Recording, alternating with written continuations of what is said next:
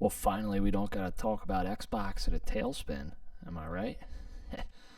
I'm the Lanky Llama, back again to talk video games. I do it regularly on this channel. And finally, even though it really hasn't been that long, I'm happy to talk PlayStation once again. Uh, and really just talk about Sony, by rumor, reversing course on kind of an industry wide trend. They're not the only ones experimenting with this, but they are getting into it. So I do want to say right at the top that it's important to note that this is a rumor still at this point. Certainly, some well-connected and respected individuals saying this stuff.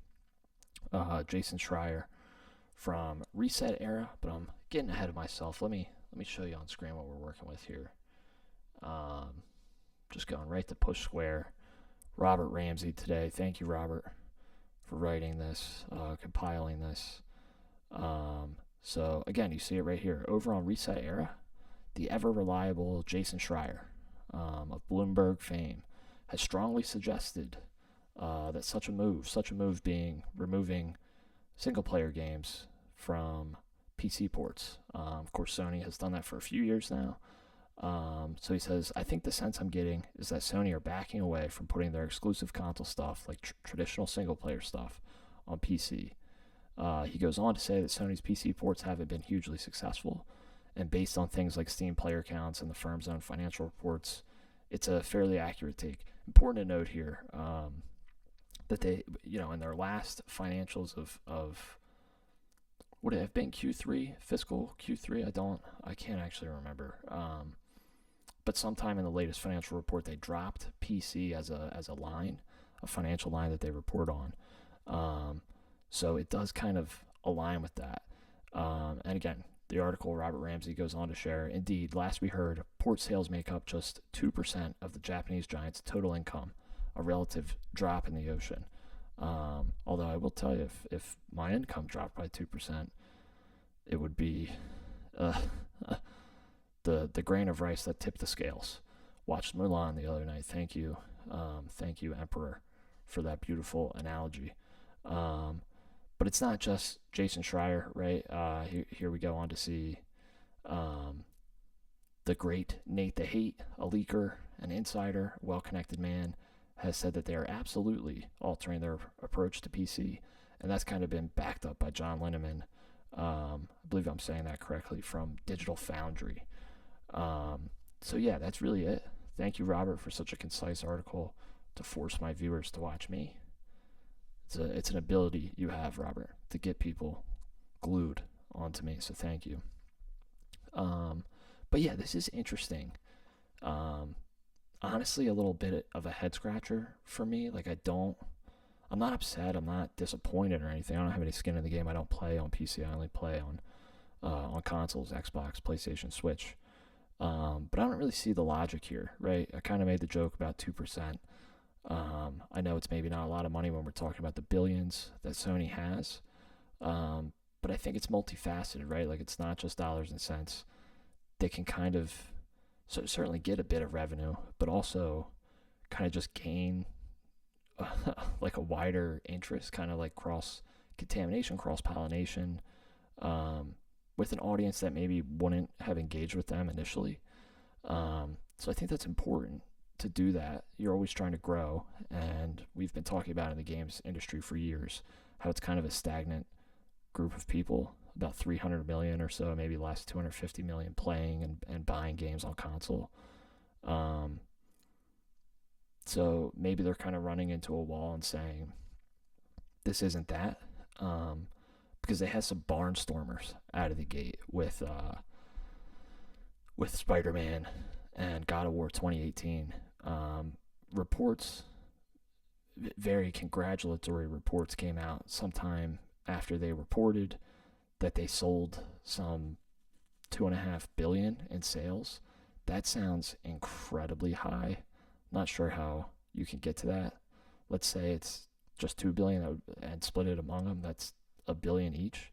It just seems like a lot. So I'm not sure I buy into that number exactly, but the narrative is, and seemingly bore out in financials, very, very successful sales on God of War and Spider-Man PC ports. It really was kind of an exciting time. I still remember those times when that had just happened. But the follow-up games to both of those, God of War Ragnarok and Spider-Man 2, of course, sold considerably less than the original games in those series. Moving to the second party, we have Stellar Blade from a Korean developer, and of course Death Stranding 1 and 2 from Kojima Productions. Stellar Blade in particular absolutely killed on PC. A lot of this, by the way, is from Alinea Analytics. Really love them, Reese, and the work they do over there. Stellar Blade, again, killed. Might be for some particular reasons, on the PC space, why that was getting going. But they have a huge Asian market, right? Like I said, a Korean developer, big in Asia to have a game like that.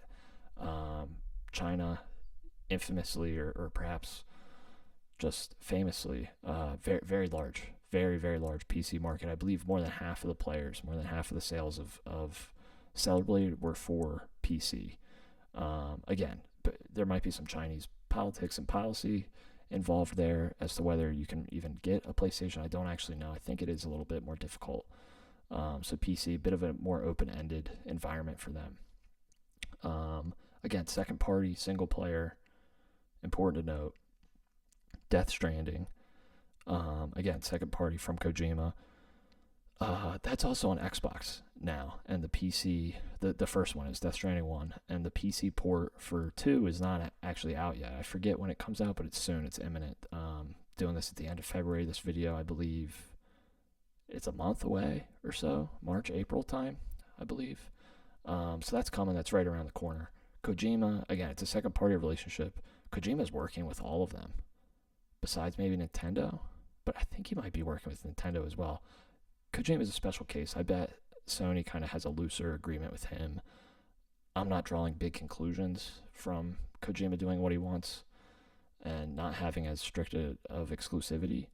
But again, both second-party games, important to note. Speaking of second-party, of course, we have Helldivers 2, which we've mentioned already on my channel a few times. Live service, not single player. Very important, obviously, that Helldivers 2 gets a healthy player count to survive and thrive. They really need those players. Sony kind of botched its rollout on PC with that, with the PSN mandatory sign-in thing. They rolled that out in countries where the PSN doesn't even operate, so those players kind of lost access to that game. Can't remember if they got refunds or not. But again, that it's kind of a moot point because this rumor is about single-player sales versus a live service game. But it is second party, and I think that does point to kind of a stark difference with God of War and Spider-Man, which are Sony properties. There's there's more of a pure profit play there. Maybe actually a little less so with Spider-Man, but regardless. If we keep going back in the history and the numbers of this, we also know that Sony was hiring for some point last year or the year prior a director of multi-platform expansion or something similar. So perhaps this person's gotten into the role. Maybe they have a team. Director, to me, kind of indicates that there's probably some employees under them. And perhaps they're seeing that. They're saying, hey, this is a cost center. We're seeing these falling sales. Maybe even from the advice of this person saying, like, hey, it's not necessarily working. But still, I kind of go back to the point of, like, if it's 2% of your income, yeah, I don't know. It's just weird to me. How complicated and expensive is it to port a game to PC? I don't actually know. I have no insight into that. So I just don't really understand why they would back out. Even knowing that it's more complicated and the numbers aren't great, isn't it kind of better? Like, it's more accessible, it's some money. But then you got to look forward, right? Because this has happened, and this isn't going to affect those games that exist on PC. Considering the Xbox, the next Xbox console is allegedly a hybrid console with some access to be able to play PC games, Steam or otherwise. Steam, of course, Valve coming out with the Steam machine, sort of a mini PC in your living room, sort of vibes. Really love those reveals. That was an exciting day as well when Valve did that. And maybe they're saying, hey, if this is kind of, breaking open the box a little bit, maybe they don't actually want that, because those players may never come over. If that's the case, if they can just wait and say, hey, like, the best of Sony is going to come to us, we might just have to wait 2, 3, 4 years to get it. Why would they come to the PlayStation ecosystem platform, whatever, and spend where the profit margins are better for Sony? So the more I say this, maybe I am talking myself into really actually seeing why they're doing this. But I would just think from like a goodwill and like a trying something, being experimental, maybe they would do that. But then when we think about experimental games, God of War, Sons of Sparta, that is not available on PC, and it's a $30 game. It's, middling reviews for such a storied franchise, God of War. But again, maybe this was a bit of a bait and switch. Maybe this was the plan all along, although I don't really believe that, but it's possible they're considering this more as a bait and switch. Hey, we've shown you what we got. You liked it initially. Now come and get it on the PlayStation. But maybe there's even no merit to a bait and switch if the numbers don't continue to support interest, and maybe those initial sales were, more of a novelty thing. Like, I'm sure the initial, Hi-Fi Rush and I can't even remember what the other game that went to Sony first from Xbox was, but God of War, Ragnarok, and Spider-Man 2 were not received as well or as respected as the prior titles. So I don't know. I think there's a lot of nuance there, and I'm only disappointed. I know I said earlier I wasn't disappointed, but I guess I am disappointed that Sony's not like going at it full force, because I think ultimately it leads to better things. With the PS5 Pro and the PSSR, I think there's some play there with the PC space and the tech and what's going on. I'm not particularly tech inclined or knowledgeable, but I would just think that there's some overlap and knowledge there. So it could, I imagine it being good for all parties. It's good for employees to learn new things. It's good for players who get more access to quality content. And then ultimately, I thought it would be, even if it's a 2% bump in your bottom line, if you're shooting for 20% growth and you're at 18%, isn't that 2% really valuable? You get to the 20% that you wanted to hit for your shareholders. Yeah, really interesting. Things are going to be changing. Things are changing in the games space. I think we're going to look back at 3-4 years, and you'll probably say that at any time, really in any industry. But I think we really are at an inflection point. I know Sony's pushing back the console.